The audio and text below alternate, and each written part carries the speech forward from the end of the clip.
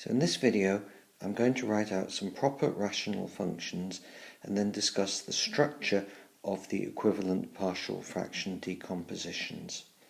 So let's look at our first example, x plus 3 divided by x plus 2 multiplied by x minus 7. So what we have here is the ratio of two polynomials. The first term is linear in x in the numerator, and in the denominator we have, if we were to expand it, a quadratic factor. So this means that the highest power of x in the expanded denominator is x squared, which is greater than the highest power of x in the numerator, which is just x to the 1.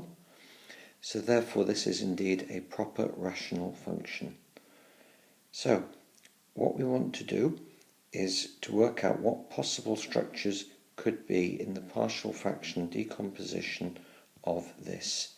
And to do this, what we do is we look at the denominator.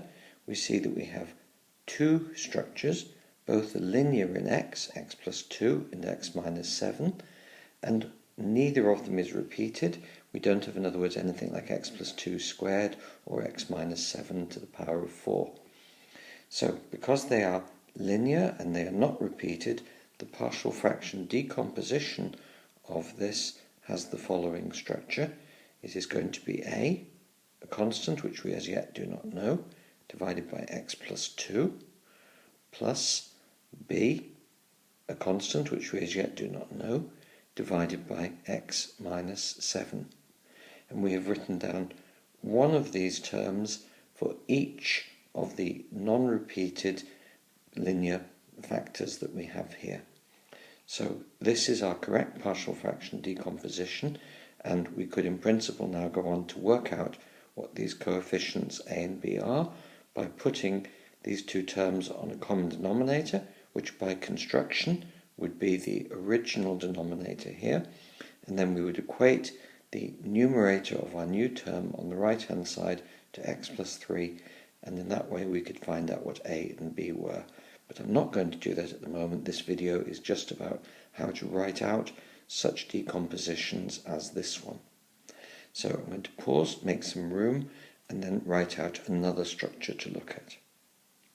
So the next structure that I want to look at is going to be the following: x cubed plus x squared minus 3 divided by x times x plus 2 all to the 5th times x plus 3. So we look at this and we see in the denominator that this term is linear. This term is also linear, but it is raised to the power of 5. That's different compared to the previous one. And then we have a third term which is also linear, and it again is not repeated. It should also be clear from inspection that this is a proper rational function. The highest power in the numerator is x cubed, and in the denominator, were we to expand it, we would have 1 times 5 powers times another 1, so we'd have 7 powers of x in the denominator. So let's think now what the partial fraction decomposition of this is going to be.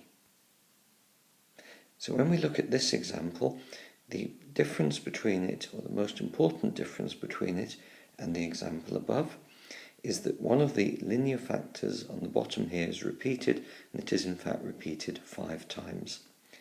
So to write out the partial fraction decomposition of this, we say, let's look at our first factor. It's a linear factor, it's x, so this is a over x. And then we have to say that there could be something over x plus 2, and I'm going to call this b over x plus 2, and we have to allow all the powers of x plus 2 in the denominator from x plus 2 to the 1, which I've effectively written here, up to x plus 2 to the power of 5. So my next term is going to be c, another unknown constant, over x plus 2 squared, plus d over x plus 2 cubed, plus e over x plus 2 to the fourth plus f over x plus 2 to the fifth. And at this stage we can stop with powers of x plus 2 because we've got up to the maximum power that was in our denominator already.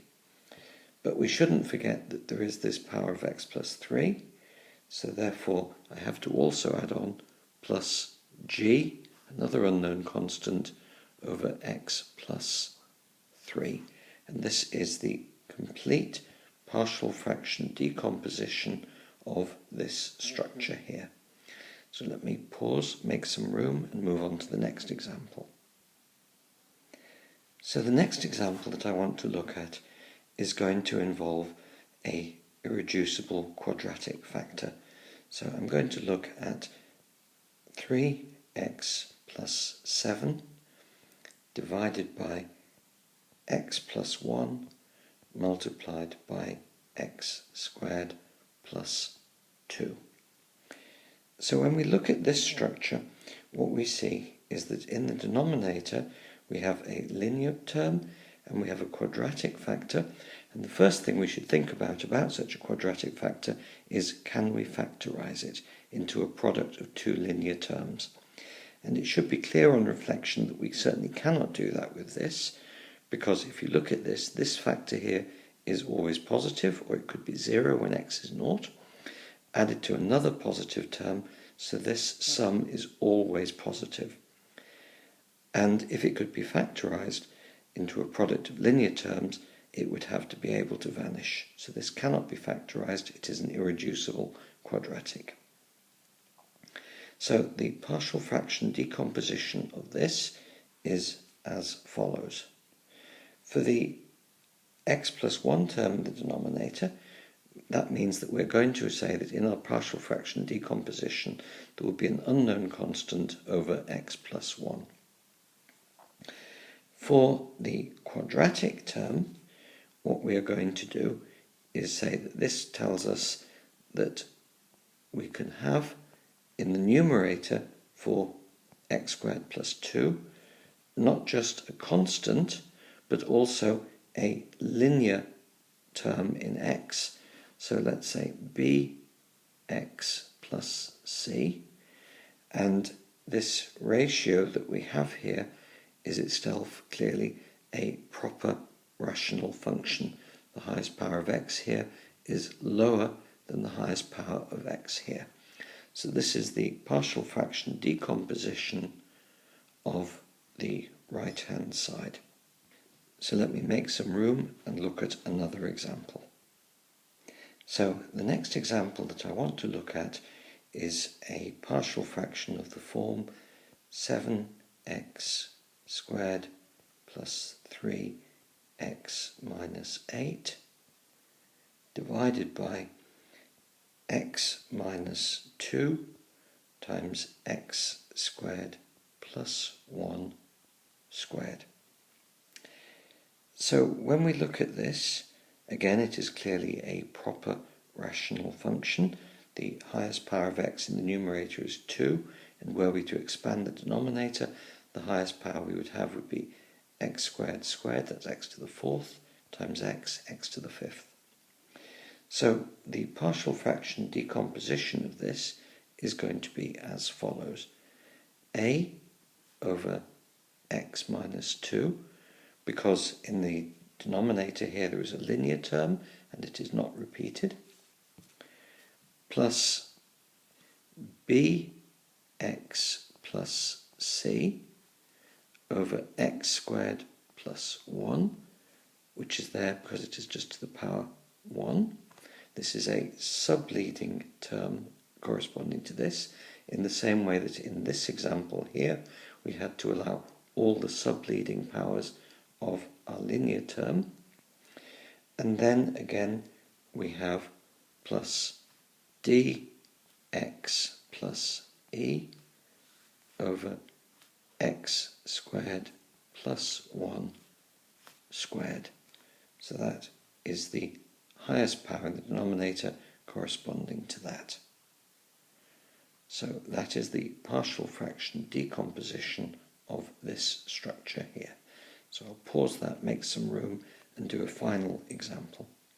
So my final example here is going to be x plus 7 over x cubed times x plus 2.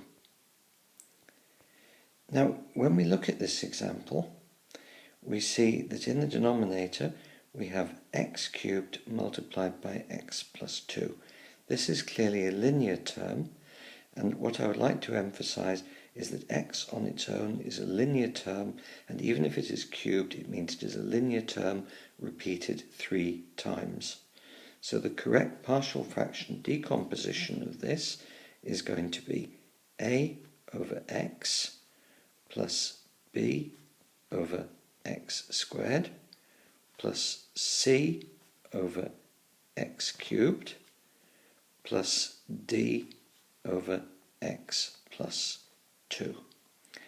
And this is here we have the 3 terms which are allowed because of a 1 over x cubed factor, and this is d over x plus 2 because this factor only appears once. So x on its own is always viewed as a linear factor repeated. And that's the end of this video.